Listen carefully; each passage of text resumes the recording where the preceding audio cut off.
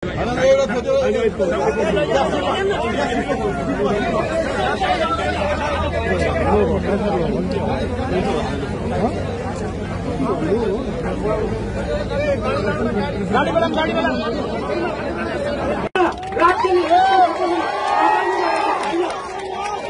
लगानी गरेको छैन। उद्योगपतिले ऋण धन गरेर काम चलाइराख्नु भएको छ, पीडा दसाइराख्नु भएको छ। त्यसैमाथि राज्यले नजायज ढंगबाट अझै उल्टै उद्योगमा मार्ने गरी यो काम गर्दछ। यसले कसलाई तपाईँको चाहिँ सेवा गर्छ? के उद्योगपतिलाई ठगीको लिस्टमा राखेर अनि आम जनसभा पनि कुलमाले ठिक गरेका छ भनेर उफ्रिँदै हुनुहुन्छ भने तपाईँ कता जाँदै हुनुहुन्छ? भोलि तपाईँका घरमा पनि त्यस्तै गरी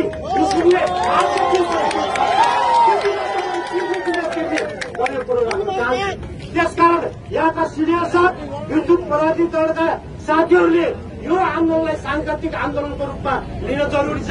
हामी 25,000 श्रमिकहरू जुन घुम्दैछन्, ती श्रमिकहरूलाई हामीले चाहँदैनौँ।